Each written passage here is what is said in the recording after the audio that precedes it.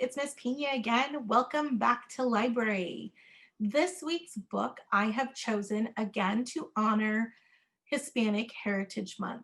The author of this week's book is Sonia Sotomayor. She is a United States Supreme Court Justice. She is the third woman to ever hold that job. Can you believe that? In history, only three women have ever had that job, and she's one of them. She's also the very first Latina to hold that position.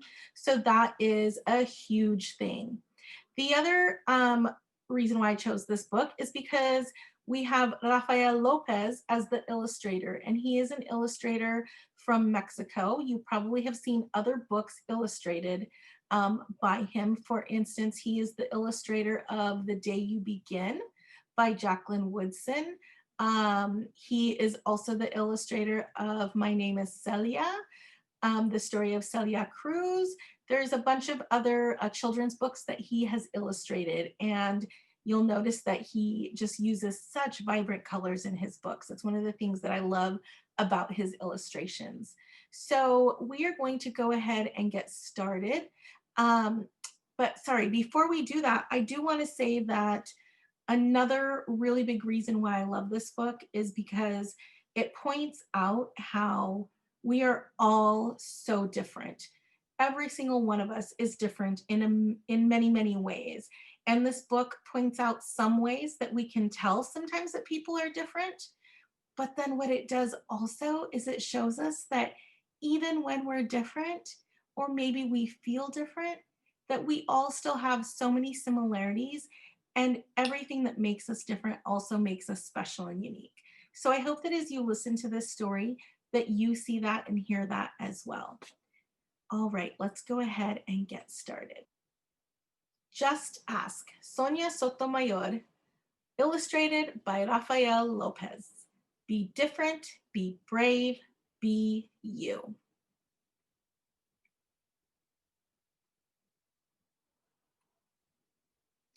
Just ask, be different, be brave, be you.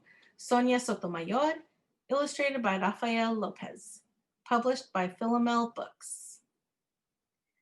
To Peter Kugasan, you have taught me that a body ravaged by ALS neither stills your brilliant wit nor changes the specialness of who you are, nor the preciousness of what you give to others.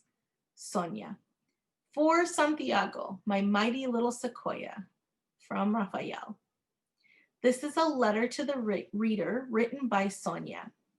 I was born on June 25th, 1954, and in 1961, when I was 7 years old, I was diagnosed with juvenile diabetes. To take care of myself, I had to do things other kids did not. Sometimes I felt different. When kids saw me giving myself a needle shot of insulin, my medicine, I knew that they were curious about what I was doing.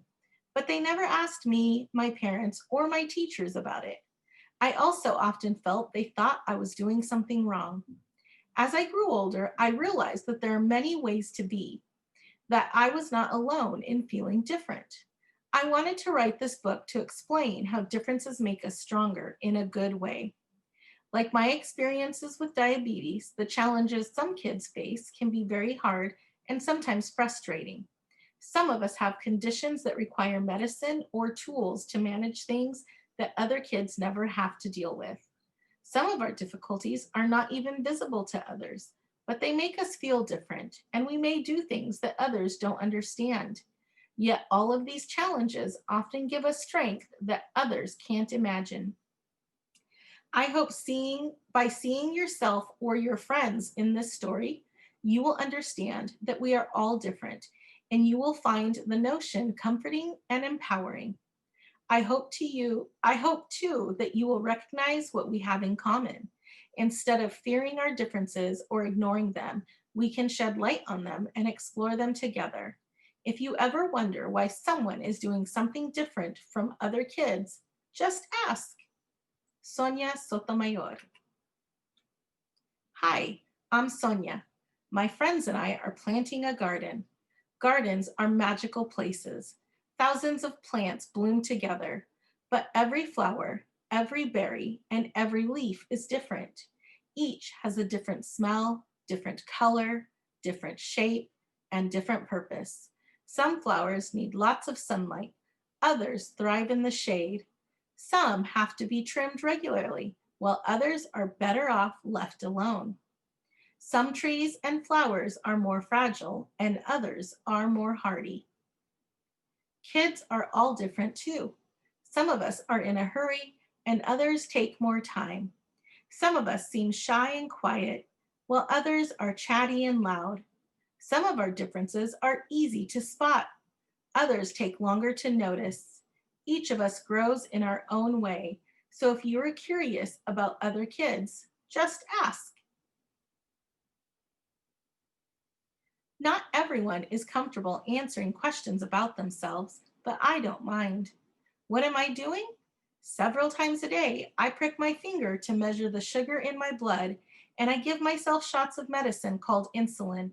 I do this because I have diabetes, and my blood doesn't make insulin naturally like other people's.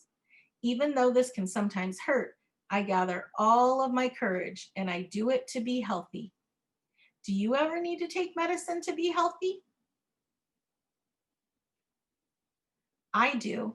My name is Raphael, and I have asthma, which means I sometimes have trouble breathing. When that happens, I take a break and use an inhaler with medicine to make breathing easier.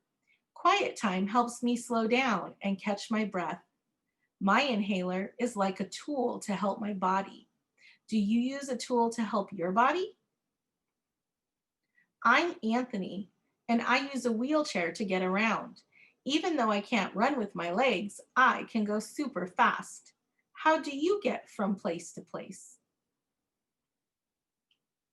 My name is Madison, and my guide dog, Lucky, helps me get places safely because I'm blind. My friend Arturo is blind too. He uses a cane to get around. Even though we can't see, we strengthen our other senses and notice lots of details others may miss. We can hear with our ears, smell with our noses, and feel with our hands. How do you use your senses? I'm VJ. I learn about the world differently because I can see, but I can't hear. I'm deaf. Most of the time, I communicate with people using my face and hands through sign language. It's cool to know another language. I also love reading and writing. What about you? I'm Bianca, and I have dyslexia. So I have to work really hard to take my time when I am reading and writing words. Sometimes I use computer programs to help me. I love learning by doing things. My imagination is full of ideas, and I'm good at making art from the pictures I see in my mind. Are you really good at something? I'm great at dinosaurs. I know all about them. I'm Jordan, and I have autism. Organizing and counting all my toy dinosaurs again and again makes me feel calm. My classmate Tiana also has autism, but it's different for her. She doesn't talk, but I like to talk. I especially like to talk about dinosaurs. What do you like to talk about? I do. My name is Julia.